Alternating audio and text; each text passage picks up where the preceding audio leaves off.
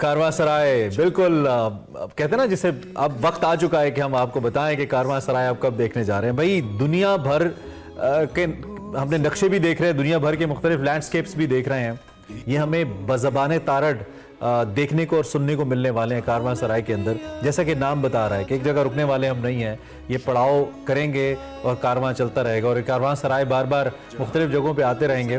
तारड़ साहब का और एक्सप्रेस न्यूज़ का flagship show Karvansarai is yet to come, और 25 साल के बाद तकरीबन जिसे रबा सदी कहा जा सकता है, पहली दफ़ा तारड़ साहब बाकायदा तौर पर टेलीविज़न के किसी शो में आ रहे हैं। आजकल कुछ तबीयत भी उनकी नासाज है थोड़ी, उनकी सेहत के लिए भी ढेर सारी दुआएं हैं, लेकिन हम यहाँ पे आए हैं आपको प्रॉपर इंट्रोडक्शन देने के लिए विद द टाइम कि कब देखेंगे आप कारवांसराय। अच्छा जी, तो कारवांसराय बिलाखिर लॉन्च होने वाला है। बहुत इंतजार के बाद, हमें भी बहुत शिद्दत से इंतजार था। जिस तरह से इमरान ने कहा कि 25 साल के बाद तारड़ साहब बाकायदा तौर पर किसी शो के ऊपर नजर आएंगे और वो सिर्फ एक्सप्रेस न्यूज़ पे आपको नजर आएगा हर इतवार की शाम 7 बजे। सो इस संडे को 7 बजे आप कारवांसराय देख सकेंगे। मुस्तंसर हुसैन तारड़ साहब के साथ उनके एक्सपीरियंसेस को आप सुनेंगे, उनके साथ मेहमान होंगे, बहुत कुछ होगा। हमें सिर्फ इतना ही पता है कि ये चीजें जो हमें बताई गई, हमारे पास मुखबिर भी है। हाँ, मुखबिर है ना। हमने आज सोचा कि मुखबिर को हम सेट पे बुलाएंगे, पूरी इनर इनसाइडर हमें देंगे कि क्या होने वाला है, और वो आपको भी पता चल जाएगा कहीं ना। आपको विकीलीक्स का पता है ना, so this is our WikiLeaks, is Waqar and leak करेंगे खबरें। आपको एक्सप्रेशन कितना सही है,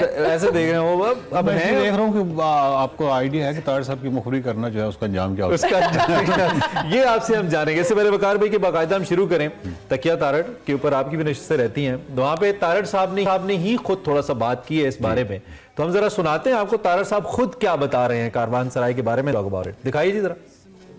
जिस तरह हर कारवांसराय में एक मीडिया 50-60 साल किया तो कोई ऐसी तमन्ना नहीं थी कि मीडिया पे मैं दोबारा आऊँ, और दूसरा ये था कि जिस किस्म के वहाँ पे शोज़ हो रहे थे वो मेरे बस की बात नहीं थी। लेकिन जो माइल किया मुझे, वो वजी साहब आए एक्सप्रेस के, वो तशरीफ़ लाए और वो बैठे मेरे पास, वो मेरे पढ़ने वाले हैं।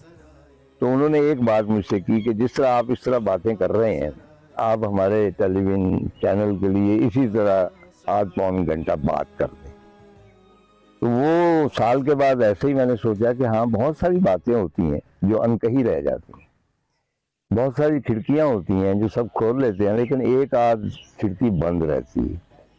तमाम दर खुल जाते हैं मुख्तलिफ चीज़ों के, दुख के, सुख के, मोहब्बत के, लेकिन कोई एक दर जो होता है वो बंद होता है। तो चले इस बहाने मैं वो आखिरी दर खोलता हूँ, आखिरी खिड़की खोलता हूँ, और वो आखिरी तो मैं नहीं कहूँगा, अल्लाह ताला की मर्ज़ी है कि जब भी वो कहते हैं कि सांस नकारा कूच का बाजत है दिन रैन, तो नकारा कूच का तो बजता है, लेकिन कब तक बजता रहता है ये उसकी मर्ज़ी है। तो मैं बहुत शुक्रगुजार हूँ एक्सप्रेस वालों का, क्योंकि ये प्रोग्राम ना मैं इसको कह सकता हूँ कि ये शो है, ना एंटरटेनमेंट है, ना इसमें कॉमेडियन है, ना कोई इम्पोर्टेंट बंदे हैं, ना कोई गाने वाले हैं, ना कोई सियासतदान है। इसमें सिर्फ मैं हूँगा और मेरी यादें होंगी, और मैं ये भी नहीं कहूँगा कि मुझे उम्मीद है कि आप पसंद करेंगे, मुझे मालूम है कि आप उसे पसंद करेंगे। शुक्रिया।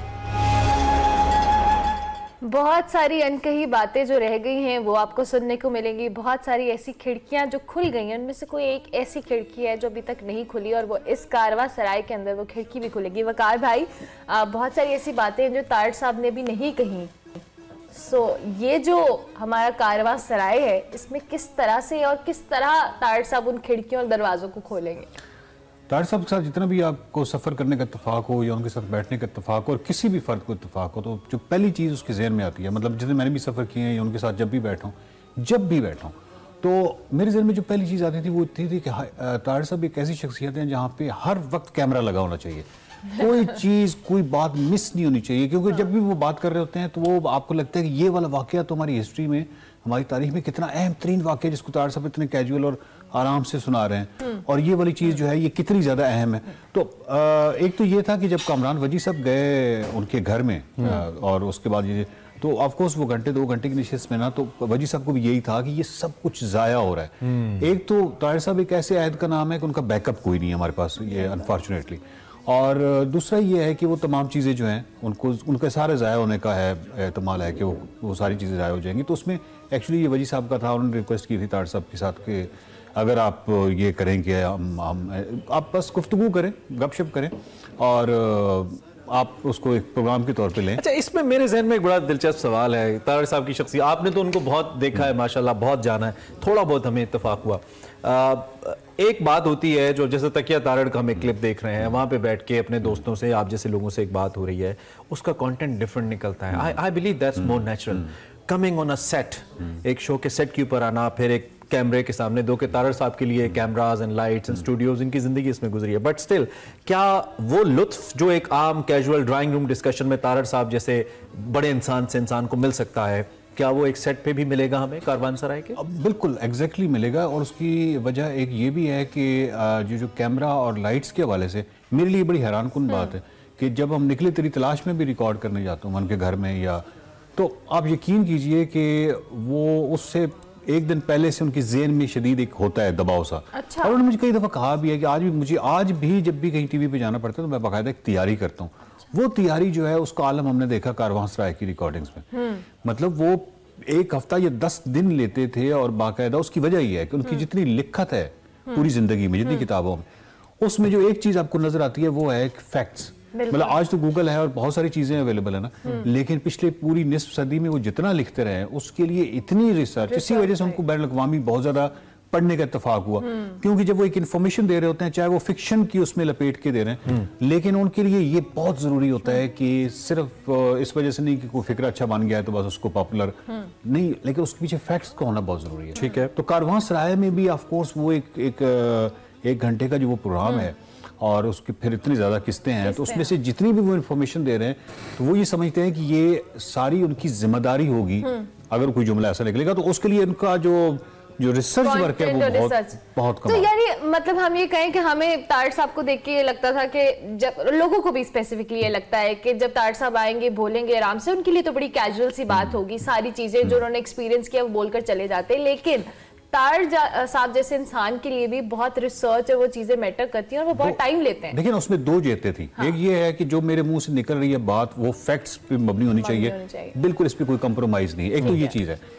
दूसरा ये है कि उन्होंने बात वो करनी है। कारवानसराय में उन्होंने पूरी कोशिश ये थी उनकी कि मैं बात वो करूं जिसका जिक्र में ना कहीं और किताबों में मिलता है, अच्छा, ना मैंने अपनी किताबों में किया है, और नोबडी नोज। मिसाल के तौर पर लोगों का इंटरेस्ट होगा। हाँ, मिसाल के तौर पे नूरजहां है, तो नूरजहां के बारे में बहुत कुछ लिखा गया है, लेकिन कारवानसराय में जितनी किस्तें नूरजहां पे होंगी वो तारड़ साहब वो वाली बातें कर रहे हैं जो नोबडी नोज।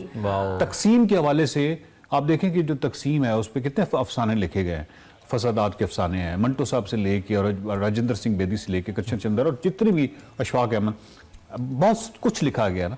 लेकिन तकसीम पे उनकी जितनी किस्तें हैं उसमें वो वाली इंफॉर्मेशन या वो वाली बातें हैं जो कि कहीं नहीं लिखी एक रीडर के लिए और सफरनामे पढ़ने वाले के लिए आपकी बातें पता है ऐसे लग रही किसी को बहुत शदीद भूख लगी और आप उसके सामने लजीज खानों का जिक्र कर रहे हैं। ये भी होता है, ये बिल्कुल ऐसी सूरत हाल है।